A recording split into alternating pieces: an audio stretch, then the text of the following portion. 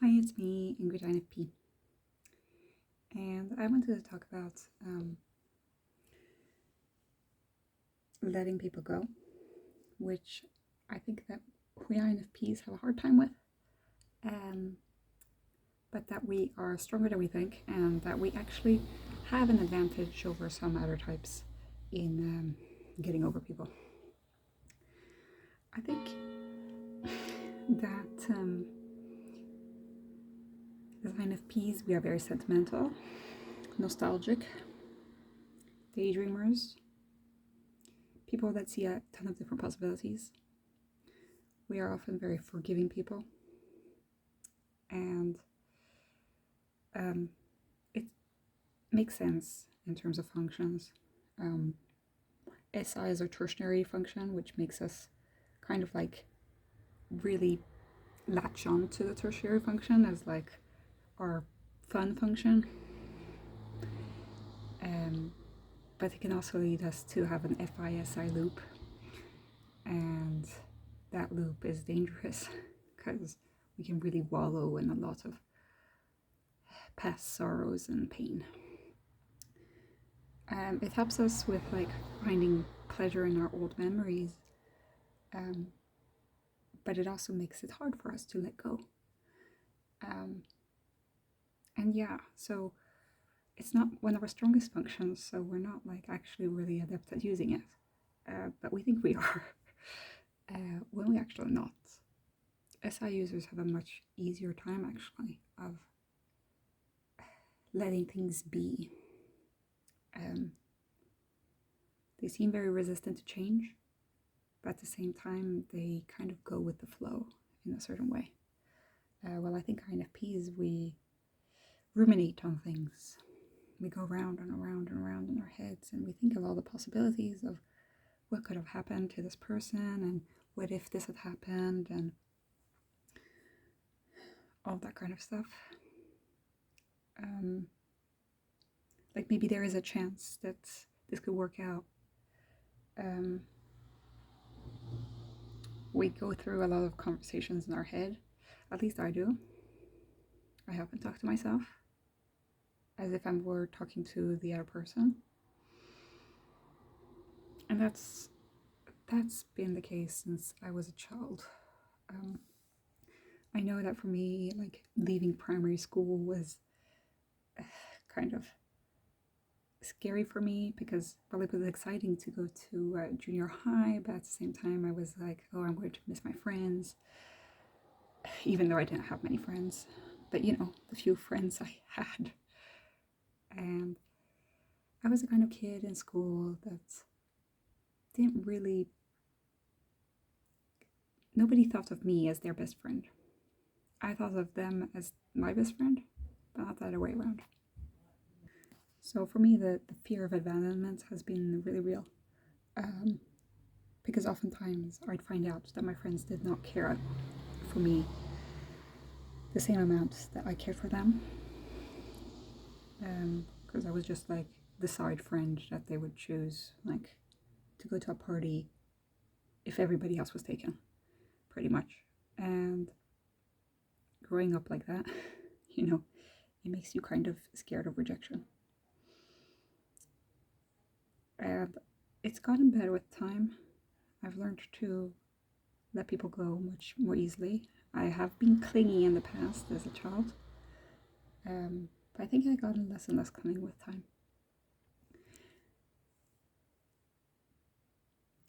I enjoy clingy people. Like, it makes me feel appreciated. But yeah, it's not healthy to be codependent on somebody. We do get very attached to our friends, I think, as INFPs.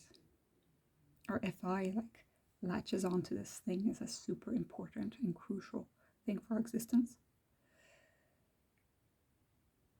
Our whole life can start revolving around, like, when the next time I'm going to see this person. If I don't get to see this person in the next few months, you know, like, I will combust. I need to see this person. And if I can't, well then it starts eating up at you, because you can't think of anything else. And I think that that's part of a reason why INFPs might get diagnosed with BPD. It's because fear of abandonment and not knowing who you are, like losing your sense of identity if you're not around other people. Idealizing people.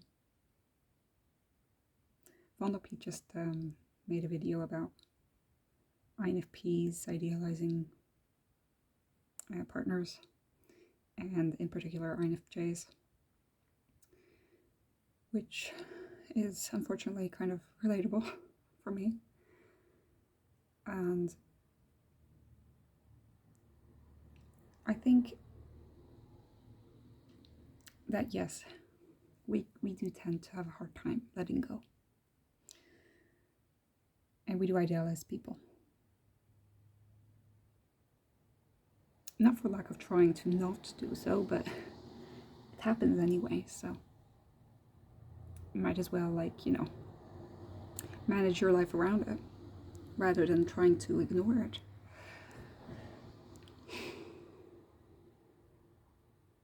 But yeah, there is a strength though in it, in that we do experience very deep love, very deep emotion for the people that we love.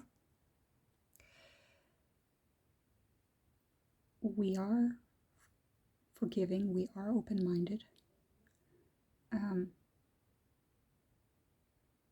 until we're not. And I think that then, at a certain point, I think that we can make peace, because we already have experienced this in our minds. I'm not saying that we should,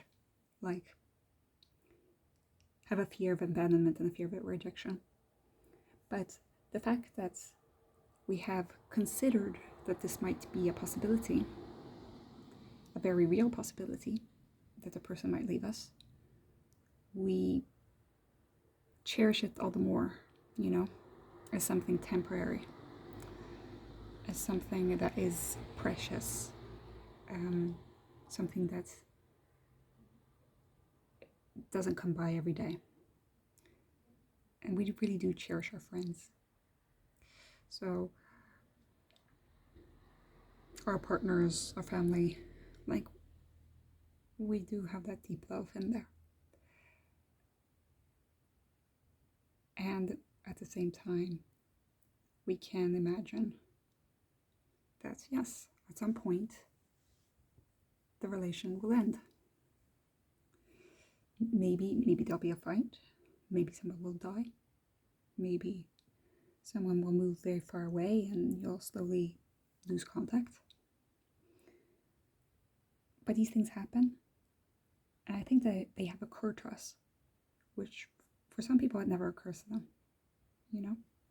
For some people, they just think that the friendships will be there forever. And I think that I've considered so many different possibilities of things that could happen. Good and bad, There is a stereotype of the INFP wants to marry their crush, and they've already started to plan the wedding would look like this and stuff. But I think that the INFP can also see, they can see that possibility. They can also see another possibility, which is that the person dies. We could see the other possibility that you get into a big fight and that you stop talking to each other. Or they can see another possibility where you marry somebody completely different, or you don't marry at all. We can see so many possibilities that I think things surprise us, but there's a certain part of our minds that kind of is intuitive and that kind of knows that this could have happened. And therefore, we knew in advance of what kind of emotions that would bring. And so we have been able to prepare for that eventuality. And in that way, we can actually recover in a much deeper way than somebody who just recovers fast to keep on going, you know. It isn't a easy thing. It isn't a quick fix, but I think that we do have a big capacity to heal and to bounce back from these kinds of things that happen. The only thing is that we have that tendency to like think what if, and also like trying to forgive these people and figure out like different solutions and everything, brainstorming as we do with RNE.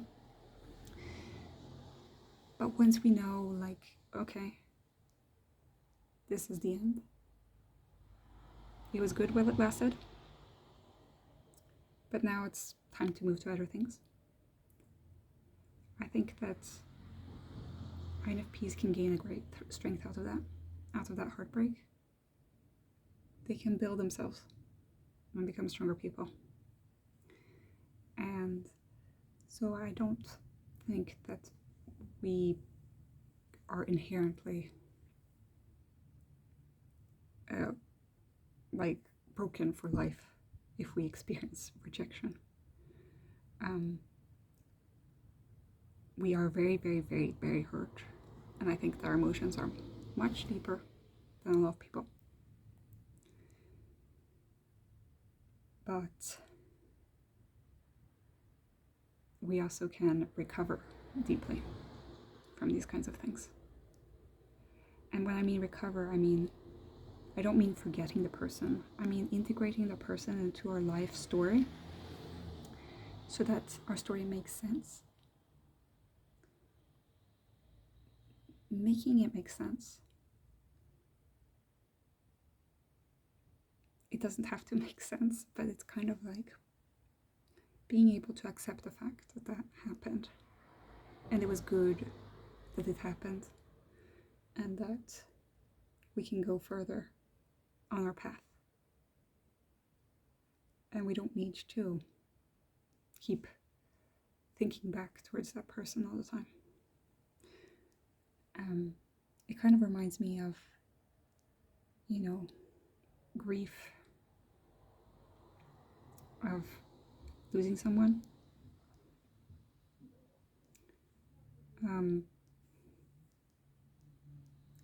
What's his name? Andrew Garfield. He's an INFP. And he had a great interview with Stephen Colbert, who's apparently an INFP, but I'm not sure. But they really bounced around and had a great fun. But they were talking about grief and how grief is just the love that you have that has nowhere else to go. Grieving means that you loved the person. And it's completely okay. And it's fine to do so. It is painful, but it's also beautiful. And once you have come to a stage of acceptance, you can be a stronger person for it. So yeah, this was my message for all INFPs who have been rejected or are suffering through some kind of grief of any kind. I can't say that I've experienced that much loss in my short life. But I know that a lot of you have. And I think that it hits people especially hard during the holidays. So that's why I wanted to take this up now that the new year is coming and people are making resolutions and trying to let go of the past, because it is a good thing to do. So have a great day, everybody.